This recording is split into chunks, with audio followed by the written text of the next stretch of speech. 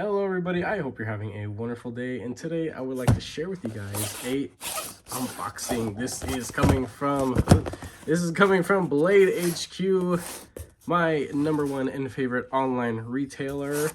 NAF sale just isn't there yet, but it's definitely getting there. The unboxing knife is going to be this guy. This is a Gavco custom knife. This was used. I purchased it recently off nafsale.com. I put a sweet fresh edge on there, and yeah, we're just gonna go ahead and go to town on this poor little box here. All right, so this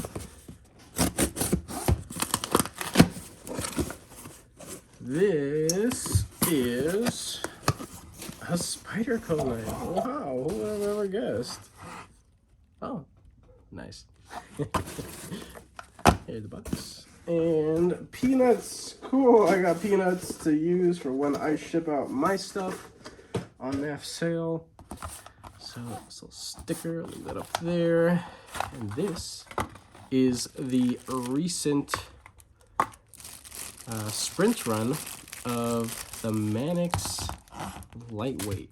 I have never experienced the lightweight, but I do have the Triple B Collab 15V. That's the only Manix I've ever handled, and I am in absolute love with that knife. My only gripe with it is that it's big. It's a big knife. It's a big boy knife, and they have an XL version, which I think is insane. Like, if you like genuinely have gorilla hands, yeah, you'd probably be just fine with the regular size.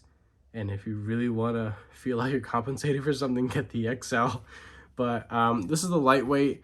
I don't know how significant of a difference this is. I'll pull out my full G10 one and we'll compare weight really quick, because that's really a difference between the two.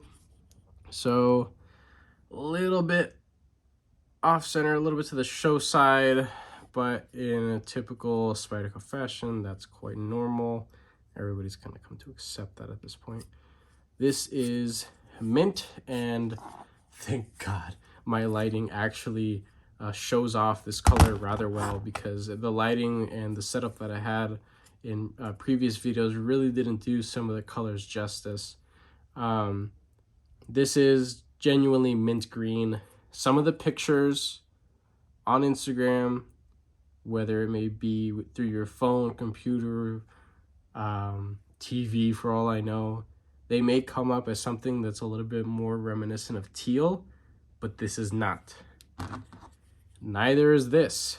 And you can see now side by side the two different colors that typically end up getting visually interchanged a lot. And it's definitely gotten me a couple times. So this is like their baby blue, or they'll call this teal. This is not teal. This is a light blue.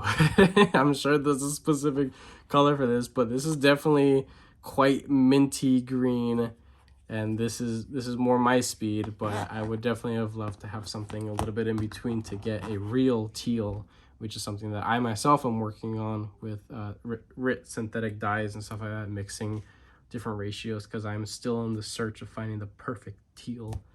I just don't know if it exists, honestly. But all right, enough talk. Let's get this blade out. Ew. There we go. Okay. This is in CPM M4, and I love Spyderco's M4. It is on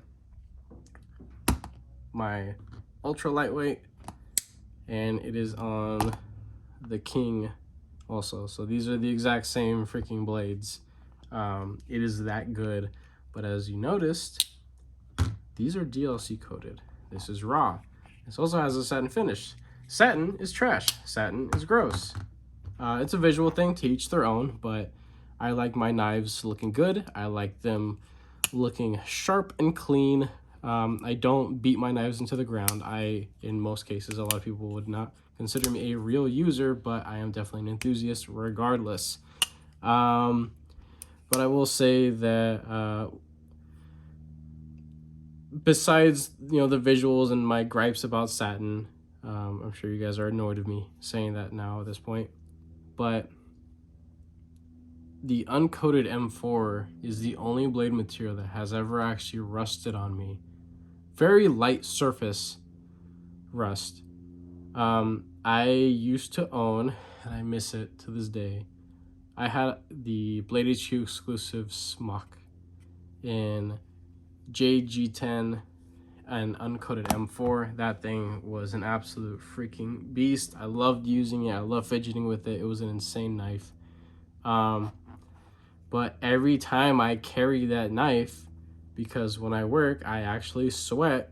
And even if it's in my pants and I'm wearing jeans, some of the, I don't know, pant sweat perspiration gets through, and it would actually leave little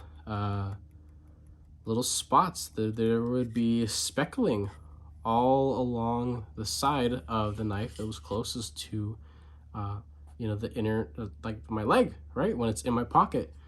And then when the blade would be out, you can see there was a definitive clean protected, you know, blade material, and then everything that was corroded. It was actually patinaed because it was touching my leg through my pocket.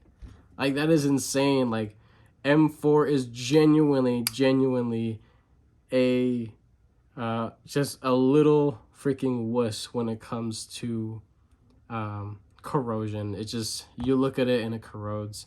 It's insane. But I will say that the edge retention, the stability, the strength, the ease of sharpening, to me, the ease of sharpening, it's great. I love it. And I don't know if this is going to be a keeper in the collection.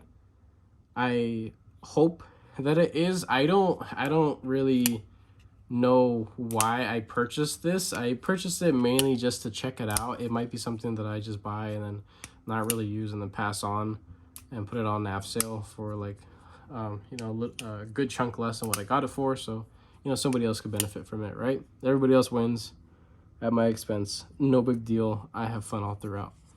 But I don't have an issue with my my full G10 one. Actually, let me get that out right now. I have it right over here in my roll.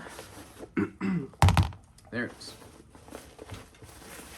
So this is it in all of its big brown grimy glory. I have yet to clean it still, and it's still freaking going.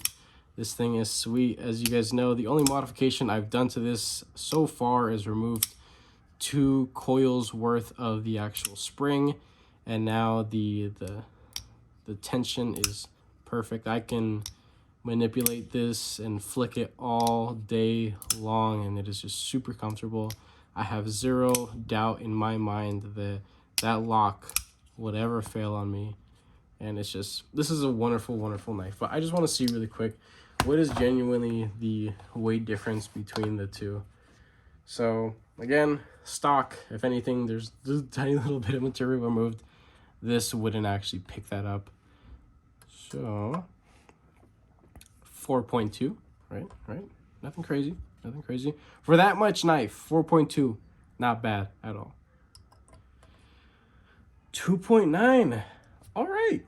So it's a good chunk off, right? This has, you know, no liners. This is just straight FRN, but has just as much, you know, strength, in my opinion, when it comes to, you know, the blade and the locking system. I'm sure you can possibly flex those scales maybe a little bit. Let me see. Not that it really matters, but oh yeah. Oh yeah, I can always make them touch. Not that that is something that you will ever probably really run into, but I mean, it's not like they'll deform because of doing that. Like, look, it's completely fine. It might have created a little gap there, but you just squish it on this back piece, it's good to go. It is cold here, so honestly, if this is in your pocket and it's warmed up to a room temperature, if for whatever reason the FRN may deform a little bit and it causes a little gap and it bugs you visually, you could probably just squish it and it'll go back to normal. So that may be a downside to some people between the two. I still think that the full G10 full steel liners is definitely the winner here. But if you want something of this size and every ounce really does truly matter to you, I think this lightweight would definitely cut it. So I think the even the stock thickness is the same on these things. Is it? Maybe. I don't know. Definitely feels like it. Sorry if you guys hear my freaking neighbor bumping this sick ass ratchet music. But yeah, so that's pretty much it. So I got this little guy. I'm gonna take it to work, test it out a little bit. I'm gonna do my best to make sure that no surface corrosion occurs, but chances are it may happen anyway. So with that being said, have a wonderful day, guys.